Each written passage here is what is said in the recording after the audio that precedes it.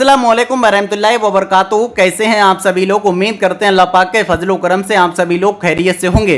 हज 2026 का सफ़र आपको बता दें कि 18 अप्रैल से लगातार चल रहा है और दुनिया भर से तकरीबन करीब 15 लाख हुज्जाज इकराम सऊदी अरब में हज करने के लिए पहुंच चुके हैं। इसमें बांग्लादेश के हैं, नाइजीरिया के हैं, मलेशिया के हैं, इंडोनेशिया के हैं, भारत के हैं, पाकिस्तान के हैं, कई मुल्कों के आपको बता दें करीब 85 से भी अधिक हाजियों के इंतकाल की खबर सामने आ चुकी है।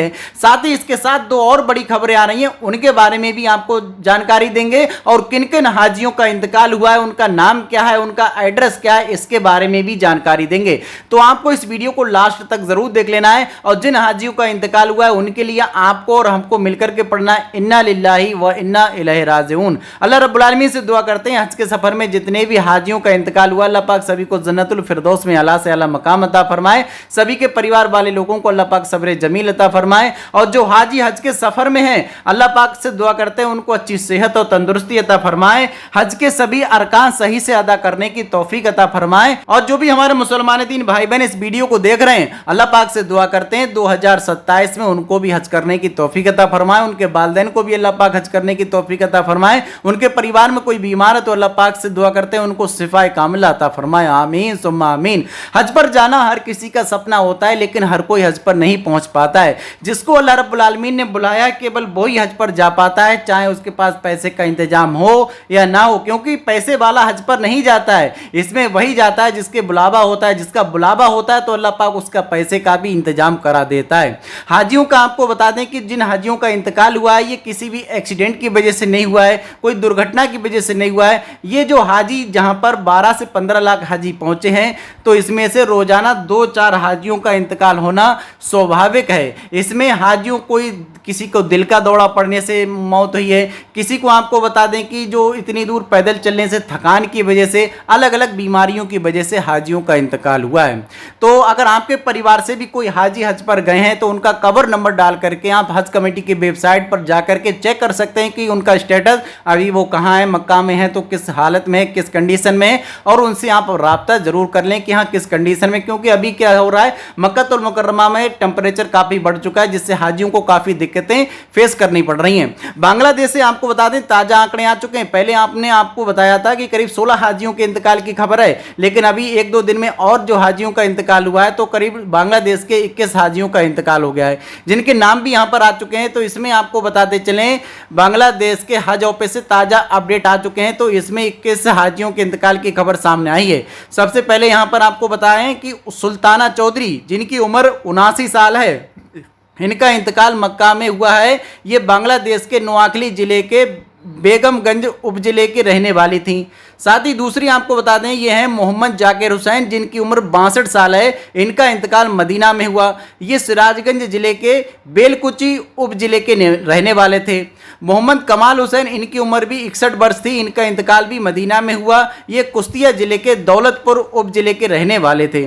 साथ ही नाइजीरिया से आपको बता दें करीब 7 लोगों के इंतकाल की खबर आ चुकी है। इसी के साथ में आपको बता दें मलेशिया के भी करीब 7 से 8 हाजियों के इंतकाल की खबर सामने आ चुकी है। पाकिस्तान के तकरीबन 2 हाजियों के इंतकाल की खबर सामने आई है। भारत से भी आपको बता देंगे कश्मीर के हैं, महाराष्ट्र के हैं, उत्तर प्रदेश के हैं और इसमें आंध्र प्रदेश के हैं, झारखंड के हैं, अलग अलग राज्यों के तकरीबन 8 हाजियों के इंतकाल की खबर सामने आई है। इनके नाम हमने पहले भी बताए। तो अलग अलग मुल्कों के अगर सभी को देखा जाए तो करीब 80 से 85 हाजियों के इंतकाल की खबर सामने आई है। इसमें आपको बता दें सोशल मीडिया पर जो खबरें आ रही हैं उसी के अकॉर्डिंग आपको बता दें ये आंकड़े जारी किए गए।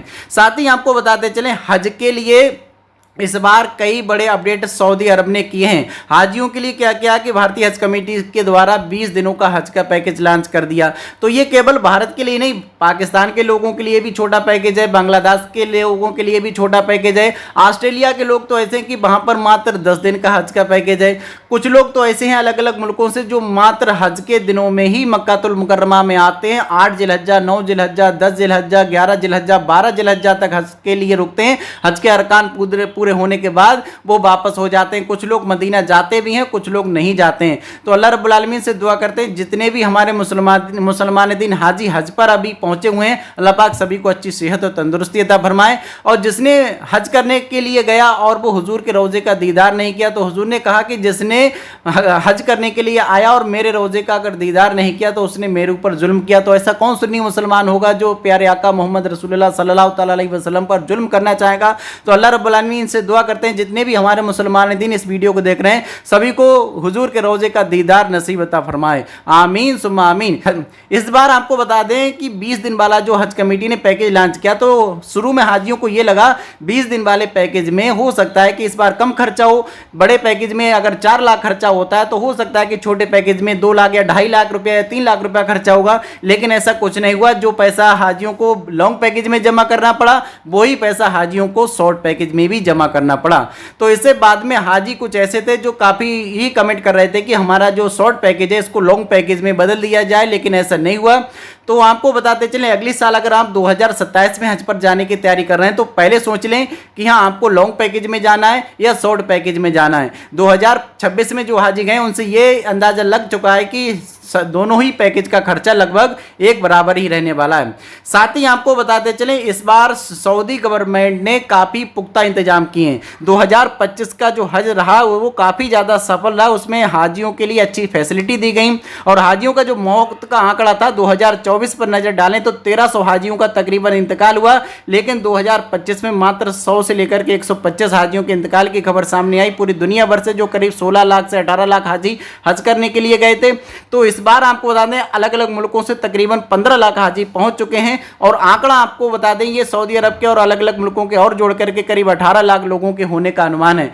साथ ही सऊदी गवर्नमेंट जो बिना परमिट के हाजी हज पर जाने की कोशिश कर रहे हैं, अलग अलग जो सरहदें हैं जहां से एंटर होने की जगह है सऊदी अरब में वहां से घुसने की कोशिश कर रहे हैं। तो सऊदी की हुकूमत ने जो पुलिस फोर्स लगाई है ड्रोन से भी इसकी निगरानी कर रहे हैं जिससे कि कोई भी बंदा हज की जो फैसिलिटी है हज की सर्विसेज में कोई भी दखल अंदाजी ना कर पाए। क्योंकि ऐसा हो कि जहां पर इंतजाम अगर 15 लाख 16 लाख 18 लाख हाजियों का कराया जाए उसमें 1 2 लाख 3 लाख हाजी अगर एक्स्ट्रा पहुंच जाएं तो सारी व्यवस्थाएं चरमरा जाती हैं, हाजियों को अच्छी फैसिलिटी नहीं मिल पाती हैं। अब जिन हाजियों के लिए जितने टेंट मुहैया कराए गए हैं, जितने आपको बता दें हाजियों के लिए अराफात में व्यवस्थाएं की गई हैं वो सब चरमरा जाएंगी, जिससे क्या होगा कि हाजियों के लिए बड़ा नुकसान हो सकता है, कोई भगदड़ मच सकती है, कोई और भी बड़ी घटना हो सकती है। इसलिए सऊदी गवर्नमेंट बहुत ही स्ट्रिक्ट है।